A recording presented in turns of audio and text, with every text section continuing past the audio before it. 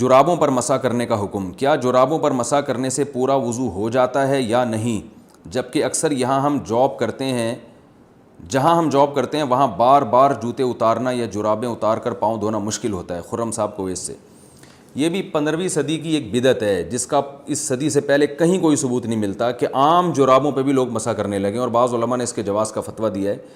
لیکن یہ اجماع امت کے خلاف ہے۔ چاروں اماموں کا اجماع ہے کہ موزوں پر مسح کے لیے کچھ شرائط کا پایا جانا ضروری ہے، اور ان چاروں فقہ کے نزدیک یہ جو آج کل جو ساکس ہم پہنتے ہیں ان پر مسح بالکل جائز نہیں ہے۔ اس کی بڑی وجہ یہ ہے کہ جتنی احادیث، قرآن نے سب سے پہلے پاؤں دھونے کا حکم دیا ہے، اور یاد رکھیں جب قرآن میں کوئی حکم آتا ہے تو اس حکم سے اختلاف کرنے کے لیے کوئی بہت مضبوط اور واضح دلیل ہونی چاہیے۔ تو خفین کے بارے میں تو دلیل واضح ہے، خفین کہتے تھے چمڑے کے موزے، تو چمڑے کے موزے یا وہ موزے جو چمڑے جیسے ہوں جن میں پانی نہ جاتا ہو، یا وہ شرائط جو فقہ کی کتابوں میں لکھی ہوئی ہیں۔ تو قرآن نے چونکہ پاؤں دھونے کا حکم دیا، اگر قرآن میں حکم نہ ہوتا پھر ہم کہیں سے بھی کوئی بھی روایت ملتی ہم لے لیتے، لیکن قرآن نے چونکہ پاؤں دھونے کا حکم دیا ہے واضح لفظوں میں،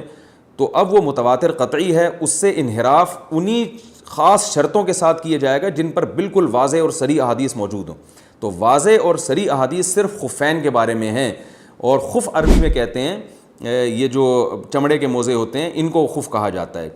اسی طرح بعض لوگ کہتے ہیں کہ جورب کے بارے میں، جورب بھی حدیث میں آتا ہے کہ نبی صلی اللہ علیہ وسلم نے جورب پر مسح کیا۔ یاد رکھیں نبی صلی اللہ علیہ وسلم کے دور میں یہ والے جورب تھے ہی نہیں۔ یہ جو ہم موزے پہنتے ہیں نا بوٹ کے میں، جس سے جو پہلے بوٹ میں یعنی جو پہلے اوپر بوٹ پہنے جاتے ہیں جوتے اور اندر جو باریک موزے پہنے جاتے ہیں، یہ نبی کے دور میں تھے ہی نہیں۔ تو تھے ہی نہیں تو نبی ان کے بارے میں فرمائیں گے کیسے؟ صحابہ کرام جو موزے پہنا کرتے تھے وہ تو جوتوں کے بغیر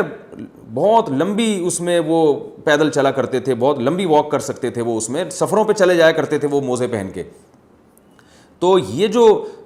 آج کل کے موزے ہیں یہ نبی صلی اللہ علیہ وسلم سے اس کا ثبوت ہی نہیں ملتا، تو اس کے بارے میں احادیث خاموش ہیں، تو اس لیے اس کے بارے میں یہ فیصلہ کرنا کہ اس پر بھی مسح جائز ہے یہ کسی بھی حدیث میں نہیں ملتا، کیونکہ جورب کا جو تذکرہ حدیث میں آتا ہے تو جورب خفین کو بھی کہا جاتا ہے،